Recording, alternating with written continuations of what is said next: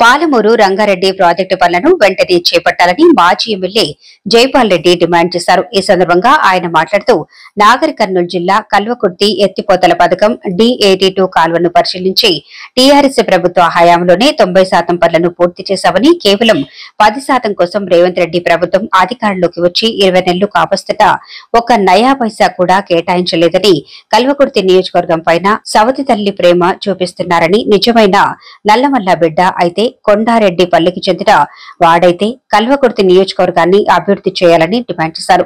D82 కాల్వ ద్వారా కల్వకుర్తి, వెల్దండ, ఆమనగల్లు, మాడుగుల మండలం నాగెళ్ల వరకు చివరి ఆయకట్టు వరకు నీళ్లు అందించాలనే లక్ష్యంతో కేసీఆర్ 35,000 కోట్లతో పథకానికి మంజూరు చేశారని, రేవంత్ రెడ్డి ప్రభుత్వం ఈ పథకానికి జైపాల్ రెడ్డి పేరు పెట్టి ఏం సాధించిందో తెలపాలని అన్నారు. కార్యక్రమంలో మాజీ market vice chairman Vijay Goud తో పాటు టీఆర్ఎస్ నాయకులు ఉన్నారు.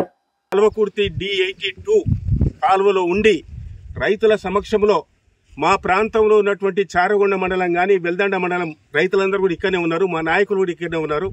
పార్టీ రైతంగా అందరూ కూడా మద్దతు పలుకుతా ఉన్నారు. కాబట్టి ఈ ప్రభుత్వానికి చిత్తశుద్ధి ఉంటే, ఈ ప్రభుత్వం రైతుల పట్ల ప్రేమ ఉంటే, ఈ కల్వకుర్తి లిఫ్ట్ ఇరిగేషన్ కాదు, పాలమూరు రంగారెడ్డి ప్రాజెక్టును కూడా వెంటనే చేపట్టాలి.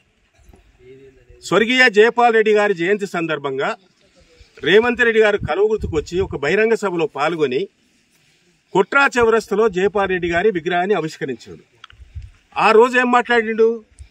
జైపాల్ రెడ్డి గారు కల్వకుర్తిలో పుట్టినటువంటి ముద్దుబిడ్డ, కేంద్ర మంత్రిగా పనిచేసిండు, మహబూబ్నగర్ జిల్లాకు ప్రాతినిధ్యం వహించిండు, అదేవిధంగా నల్గొండ జిల్లాకు ప్రాతినిధ్యం వహించిండు, అదే రంగారెడ్డి జిల్లాకు ప్రాతినిధ్యం వహించిండు.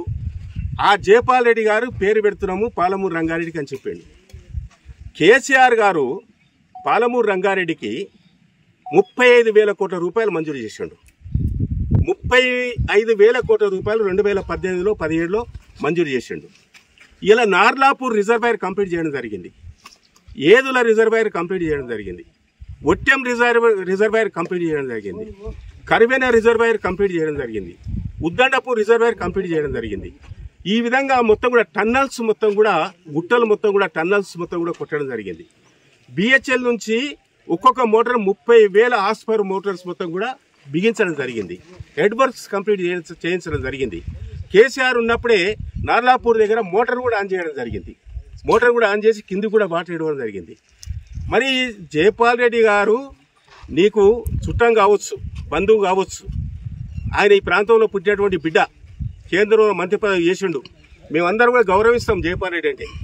కానీ తెలంగాణ రైతుల బాధలైంది అనే విషయంలో పూర్తిగా ఈ కాంగ్రెస్ నాయకులు, ఈ కాంగ్రెస్ ప్రభుత్వం, ఈ కాంగ్రెస్ ప్రజాప్రతినిధులు, ముఖ్యమంత్రితో పాటు ప్రభుత్వం మొత్తం కూడా ఘోరంగా విఫలం చెందింది అనే విషయాన్ని ఈ సందర్భంగా తెలియజేస్తా ఉన్నాను. ఇప్పటికి 40 రోజులు అయింది.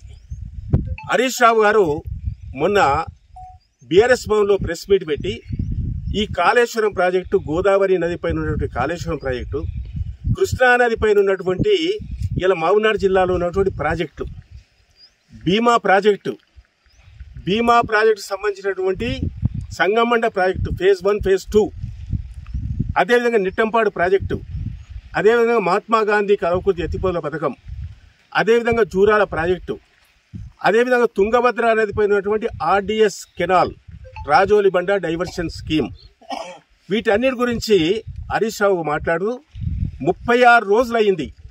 మొత్తం కూడా వరదలు వచ్చాయి, కాలువలు నిండిపోయినాయి, మొత్తం ప్రాజెక్టులు నిండిపోయినాయి. ఈ ప్రభుత్వం గుడ్డిగా కళ్ళు మూసుకొని నిద్రపోతుంది, రైతులకు నీరు వదలడం లేదు. ఒకవేళ ఈ ప్రభుత్వం స్పందించక 2 రోజుల్లో నీరు వదలకపోతే 1,00,000 మంది రైతులతోటి మేము స్వయంగా వచ్చి ఈ కృష్ణానది పైన ఉన్నటువంటి ప్రాజెక్టుల మొత్తం కూడా నీళ్లు గేట్లు ఓపెన్ చేస్తాం, నీరు వదిలిపెడతాం.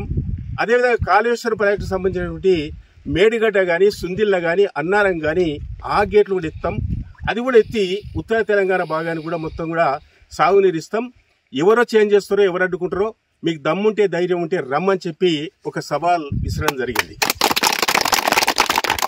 మరి ఇంత ఈ మా ప్రభుత్వం ఉన్నప్పుడు, కేసీఆర్ గారు ఉన్నప్పుడు అసలు యుద్ధ ప్రాతిపదికన ఈ మహబూబ్నగర్ జిల్లాలో ఉన్నటువంటి పెండింగ్ ప్రాజెక్ట్స్ పూర్తి చేయడమే కాకుండా కొత్త ప్రాజెక్ట్స్, రన్నింగ్ ప్రాజెక్ట్స్ కూడా చేపట్టి 3,600 కోట్ల రూపాయలు కేసీఆర్ గారు మాడుగుల మండలం కానీ మాడుగుల మండలం వరకు కూడా ఇలా మనకు గుడిపల్లి గట్టు నుంచి ప్యాకేజీ నెంబర్ 29 565 కోట్ల రూపాయలు 160 కిలోమీటర్లకు కేసీఆర్ గారు కేటాయించడం జరిగింది.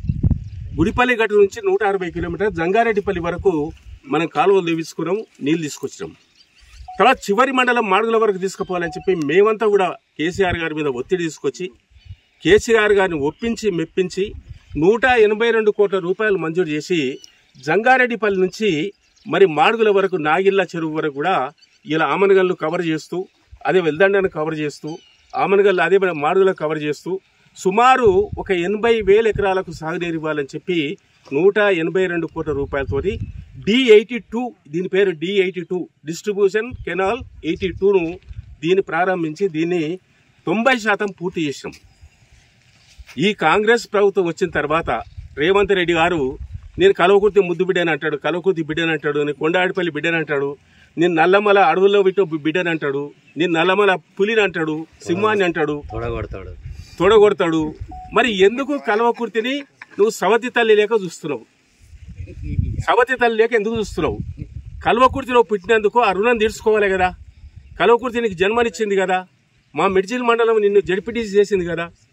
ఆ విధంగా నీకు రాజకీయ జన్మనిచ్చినటువంటి కల్వకుర్తికి పూర్తిగా అన్యాయం చేయడం జరుగుతుందనే విషయాన్ని ఈ సందర్భంగా నేను తెలియజేస్తా ఉన్నాను. కేసీఆర్ గారు 35,000 కోట్ల రూపాయలు కేటాయించి 27,500 కోట్ల రూపాయలతో ఇవన్నీ కూడా కంప్లీట్ చేయించడం జరిగింది. నువ్వు వచ్చిన తర్వాత ఈ 19 నెలల నుంచి కనీసం ఒక్క రూపాయిని కేటాయించినవా? ఒక్క నయా పైసని కేటాయించినవా? పాలమూరు రంగారెడ్డి ప్రాజెక్టు పట్టించుకున్నావా? కనీసం పెట్టినటువంటి మోటార్లు నడిపించినవా? కనీసం కాలువలు దోయిపించినవా? ఈ పాలమూరు రంగారెడ్డి ఒక 5,000 నుంచి 10,000 కోట్లు పెడితే 12,50,000 ఎకరాలకు సాగునీరు వస్తుంది. 12,50,000 ఎకరాలకు సాగునీరు వస్తుంది. అందులో పాత పాలమూరు జిల్లాకు 7 లక్షల ఎకరాలకు సాగునీరు వస్తుంది. అదే రంగారెడ్డి జిల్లాకు సంబంధించినటువంటి మహేశ్వరం మండలం కావచ్చు, ఇబ్రాహీంపట్నం కావచ్చు, కందుకూరు కావచ్చు, చేబెల్ల కావచ్చు, అదేవిధంగా పరిగి, నల్గొండ జిల్లాకు సంబంధించినటువంటి దేవరకొండ కానీ మునుగోడు కానీ 50,000 ఎకరాలకు సాగునీరు వస్తుంది. ఒక్క రూపాయిని కేటాయించినవా ఈ ప్రాజెక్టు పూర్తి చేయడానికి? ఈ 19 నెలల ఏం చేస్తున్నావు? తిని పండుకొని వాని మీద తిట్టడానికి సరిపోయింది. ఈ తిట్టకం బంద్ చేయి, రైతుల గురించి పని చేయి. రైతులు 80% ఉన్నారు, వాళ్ళకి నీళ్ళు ఇస్తే పంటలు పండించుకుంటారు. మొత్తం రాష్ట్రం బాగుపడుతుంది, ఆర్థికంగా ముందుకు పోతుంది, దేశానికి ఆహారం సప్లై చేస్తారు.